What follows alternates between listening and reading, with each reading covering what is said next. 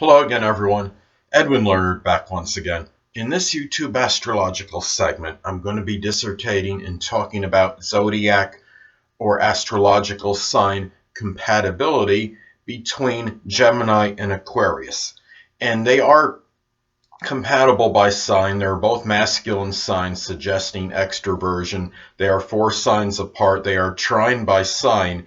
And being both air signs, they're both very communicative, can be very articulate, very verbose, very good at expressing ideas. You have Gemini, which can have a plethora of ideas, but they don't always act upon them. Gemini, being a mutable sign, can often be someone that speculates, that thinks, that ponders things, but it don't always act upon their ideas. But Aquarius could be there to help consummate or finish those ideas, and Aquarius can have a lot of really ingenious and innovative ideas because Aquarius can be very original, the fact that it is ruled by Uranus. Now, you have a thing, the one negative I see with this combination, there's really not many because they are very compatible is how I see it, but Gemini can be somewhat ambiguous and ambivalent, not always very decisive, and can go one way one minute, then decide to do something completely different, take a different direction next, while you have Aquarius being a fixed sign. And Aquarius generally is not going to change his or her mind once it's made up, even though Aquarius, like Gemini, could be very friendly, very amiable, very cheerful, and it really does not always come across as fixed as they actually are, at least upon first meeting. They are actually can be very, what I call, immutable and very resolute and rigid once their minds are made up. Now, other than that, there's really not too much where I could say where they have a lot of disparity. They really are very similar, and Gemini, being both masculine signs, of course, not just being extroverted, but being very objective as well. And these two people can perhaps combine to come up with a lot of good ideas and as far as new ideas go. And the thing about this is that both these signs can be freedom-oriented, and especially Aquarius. Aquarius really does need their time when they need to have certain detachment, and I see Gemini as well. As far as if this is like a sexual romantic type situation between these two, they're of course compatible that way as well. These people can often be more about mental stimulation as opposed to sexual. Their sex for these two signs is generally not as emphasized as it can be as opposed to many of the other zodiac signs, but Gemini in the bedroom can really be multifaceted and have a strong need for variety, and variety, of course, is Gemini's namesake. Well, Aquarius can come up with one new thing after another to do in the bedroom, being the fact that Aquarius can be very ingenious and innovative. So as far as that goes, there's really not much of a problem is between these two. Now, the thing about this as well is that you have these two signs, of course, can be they really can have, as I stated before, having a lot of good ideas.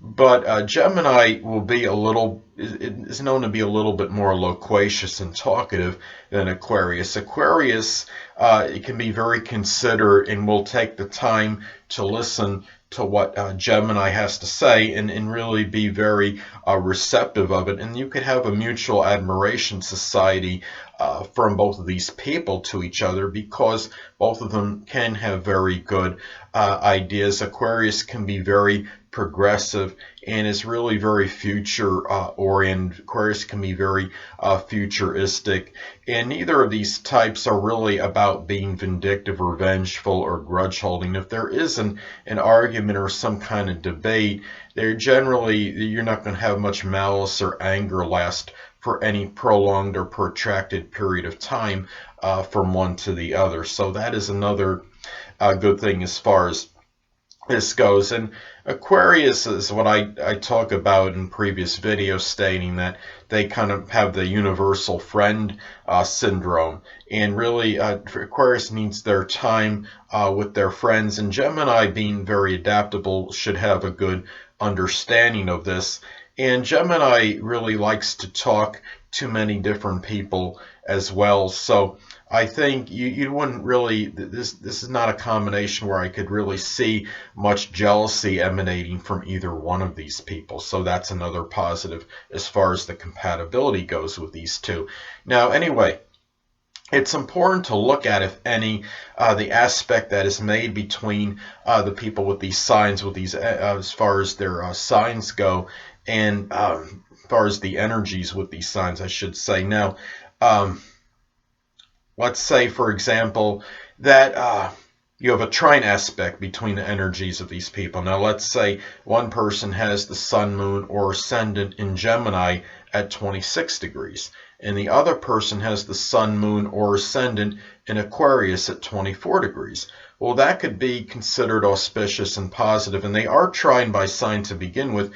However, if you have the trine aspect, this could be a double positive for these people, because it's a flowing aspect, and you also have the compatibility by sign.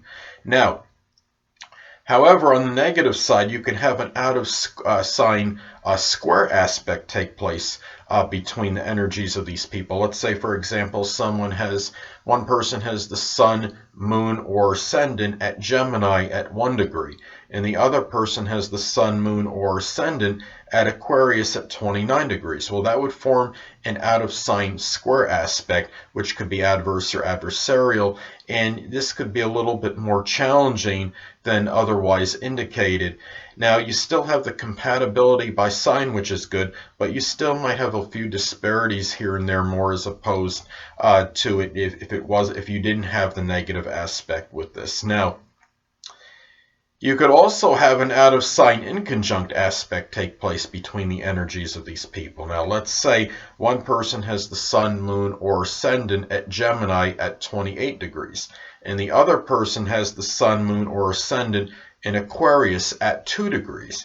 Well, that would form an out of sign inconjunct aspect, which I consider adverse or adversarial. Inconjuncts are often about adjustments, and there might be a little bit more of an adjustment factor here than otherwise indicated. But keep in mind, though, what you also have to factor into the equation is that they are compatible by sign. So you would still have that compatibility there, but there might be a few more adjustments considering you would have the inconjunct aspect between these two people.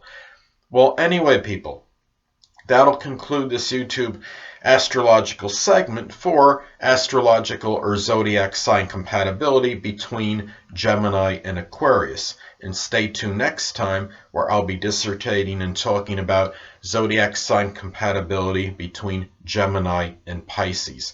Two things I want to get with you on before I head out. Firstly, the stars may impel but do not compel. And secondly, never isolate any single astrological element, aspect, influence, planetary placement, position, configuration, or what have you, and make an analysis of a person, astrologically speaking, based on this alone. Because astrologically speaking, the person is the sum of all their components in their natal chart, and not just one. Until next time, people, stay well.